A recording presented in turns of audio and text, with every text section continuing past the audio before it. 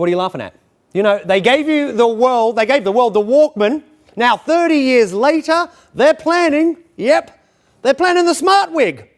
Go figure, the Japanese electronics firm Sony. It's filed for a patent for a wearable computing device on your noggin. Now, according to the filing itself, the thing could be made from horsehair, human hair, wool, feathers, yak hair, buffalo hair. I don't know what this is. I think this is synthetic. You can also have synthetic material. But whatever it's made of, the market potential for wearable technology apparently is huge.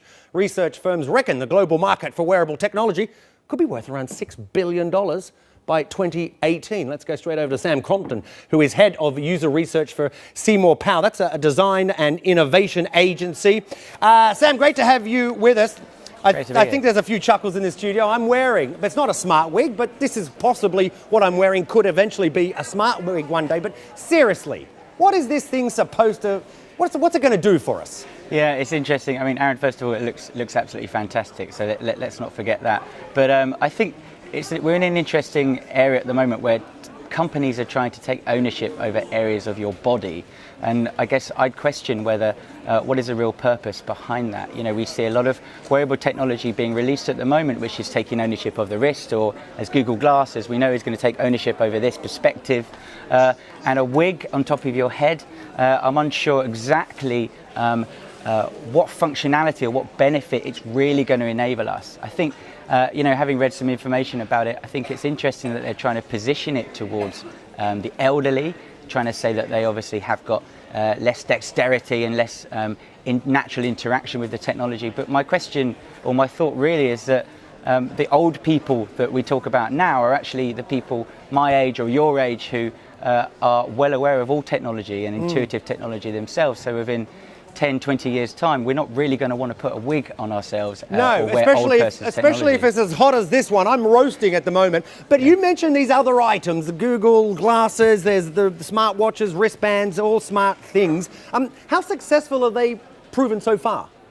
I think to varying degrees, I think that there's various different elements that are being successful. So the idea of data monitoring and health and well-being, I think that's a very successful area. Obviously, we saw with the launch of the Nike Fuel Band and Misfit wearables, and they are something which are providing a genuine benefit because they're obviously closer to the proximity of your body. Something like Google Glass, I think we're kind of waiting to see how that's really going to hit, because I think it's a real social barrier with technology as it is already at the moment. You know, it kind of, you know, Google, for example, have designed it in this kind of sci-fi dystopian ultra-realistic kind of world, and I don't know whether that's really going to help us get over the innate social barriers we have to wearable technology that we might have got from the Star Trek era and various things. But I think we're in a bit of we're looking for a paradigm shift where people are going to actually really start thinking about the look and the feel of the wearable technology, rather than probably trying to stake their brand or their manufacturer into the ground. So it's almost like we've got to have an emotional connection, which I don't with this thing at the moment. But how far can this sort of stuff go? I mean, what kind of things do you guys work on? Well, we're doing a lot of work within the wearable technology arena at the moment, and I think one of our kind of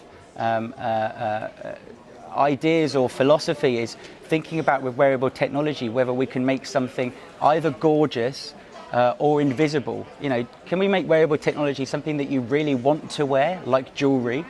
Or can we make something actually where you don't want to wear it at all, so it's invisible and it just works innately with your ecosystem of other technology devices that we have all around us? And I think, you know, trying to just push a brand and trying to take ownership over a body part is perhaps a little bit naive in this world. You know, as you can see by yourself wearing the wig now. Yeah, and feeling like a right idiot. Good on you, Sam. We appreciate your time. Thank you very much. Sam Crompton there from Seymour Powell. Interesting stuff, isn't it? If you've got anything you want to talk to me about, you can follow me on Twitter. Tweet me and I'll tweet you back. Be kind about this. You can find me at BBC Aaron. And I will just tell you, before we go into a two-shot, I tried to convince my colleague George to put one on. I had an extra one. And it's staying exactly where it's meant to stay, which is... Show it again. I mean, listen.